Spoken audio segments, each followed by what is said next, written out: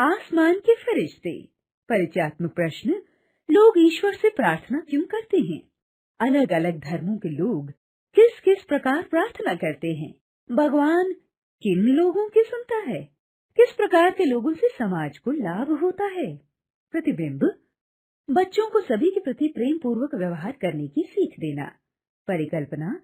क्या आपने ऐसी जापानी कथा पढ़ी या सुनी है जिसमें किसी के प्रति कटु व्यवहार का लकड़हारा दंपति को बड़ा दंड भुगतना पड़ा हो? जापान के क्यूशु द्वीप पर छोटे छोटे अनेक गांव हैं। बहुत समय पहले उन्हीं में से एक गांव में एक लकड़हारा अपनी पत्नी के साथ रहता था। वह जंगल से सूखी लकड़ियां बीनकर लाता और बाजार में बेच देता। उसकी पत्नी घर के समीप वाली भूमि पर साग सब्जी उगाकर बेचती थी। इस प्रकार दोनों की गुजर बसर होती थी। दोनों के दिन व्यतीत हो रही थी। उनके कोई संतान न थी। बस यही बात उन्हें कचोटती रहती। रात को जब दोनों घर पर होते तो चांद सितारों को ताकते और संतान के लिए मन्नत मांगते। ऋतुएं आती जाती रहती और उनका क्रम भी लगभग यही बना रहता। एक रात जब दिन भर हुई वर्षा के बाद रात को आकाश स्वच्छ हुआ तो चांद में अधिक चांदनी और शीतलता थी। ऐसे दिव्य वातावरण में वे प्रसन्नता पूर्वक चांद को देख रहे थे। इतने में उन्होंने देखा कि आसमान से एक सितारा धरती की ओर उतर रहा था। जैसे जैसे वह निकट आ रहा था, दोनों का आश्चर्य बढ़ता जा रहा था। कुछ ही क्षणों में सितारों में से एक परी शिशु निकलकर लकड़हारिन की गोद में आ गया।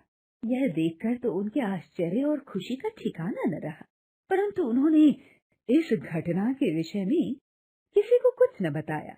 उन्होंने उसका नाम परी रख दिया। दोनों बड़े प्रेम से परी बेटी को पालने पोसने लगी। उसके आते ही जैसे सारे गांव की काया ही बदलने लगी। चारों ओर सुंदर फूल खिलने लगे और लोग पहले से अधिक प्रसन्न रहने लगे। परी बेटी कुछ बड़ी हुई तो वह दिन दिन लड़की बनी रहती और सामान्य रूप से घर का काम काज करती। रात को वह परी बनकर आसपास की झोपड़ियों में जाकर सबके लिए चावल दाल आदि खाद्य सामग्री रखाती। बेटी के घर में आने से लकड़हारे की किस्मत भी खुल गई थी। वह अब धनवान व्यक्ति बन गया था। अब उसका बड़ा व आलीशान घर था। समीप के गांवों तक उसका यश फैल गया था। इधर उसकी बेटी की चर्चा भी दूर दूर तक फैल गई थी। लकड़हारे के दिन उसकी बेटी के आगमन पर बदले। यह आम चर्चा समीप के गांव के साहूकार के कानों में भी पड़ी। उसने लकड़हारे को अपने साथ व्यापार का न्योता भिजवाया। लकड़हारा समझ नहीं पा रहा था कि बेटी और पत्नी को छोड़कर कैसे जाए। पर यह बात भाप गई।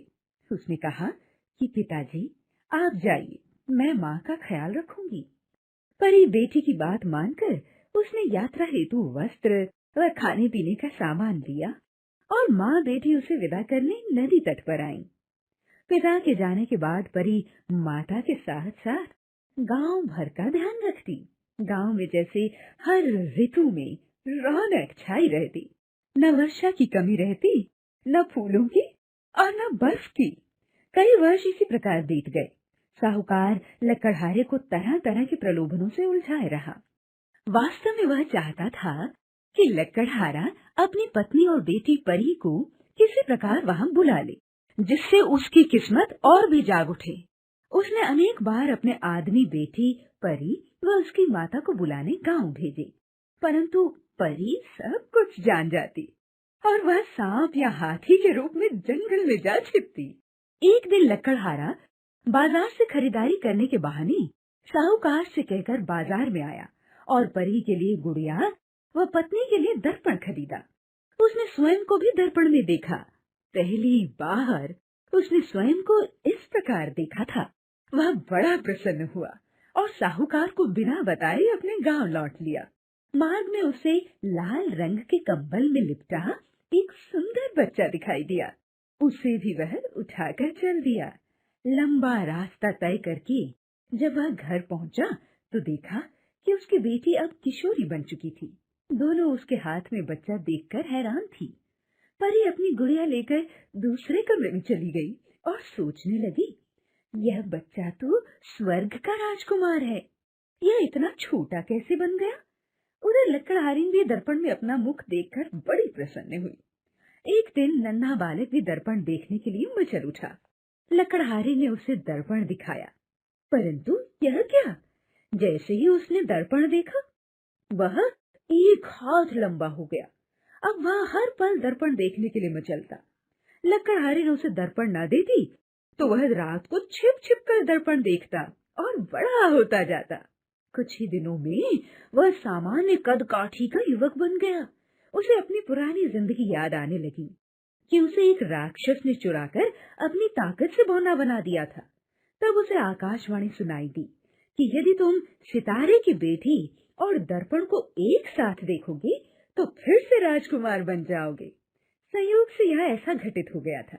वह युवक लकड़हारी की बेटी के साथ गांव में घूमता, बातें करता, गीत गाता। लकड़हारी को यह सब फूटी आंख न सुहाता था, पर यह अपना घर का काम करती, न ही पड़ोसियों की सेवा। इन सब बातों से त्रस्त आकर एक दिन लकड़हारी ने गुस्से में वह दर्पण भूमि पर पटक दिया। दर्पण टूटने की देर थी कि वह घर पुनः झोपड़ी में बदल गया। स्वर्ग का राजकुमार और परी दोनों ही एक गोल सितारे पर बैठकर आसमान की ओर प्रस्थान कर गए। लकड़हारे व उसकी पत्नी को आवाज सुनाई दी, हम तो तुम्हारा दुख दूर करने आए थे, परंतु तुम हमारा सुख नहीं देख सके। अब हम अपने घर को लौट रहे हैं। लकड़हारा व उसकी पत्नी अपनी करनी पर पछताकर फूट फूट कर रोने लगे, परंतु अब क्या हो सकता था। दोनों ने दर्पण के बिखरे कांच को जोड़ने की बहुत कोशिश की, परंतु वह न जुड़ा। कहते हैं तभी से जापान में दर्पण को बहुत संभाल संभाल कर देखा और रखा।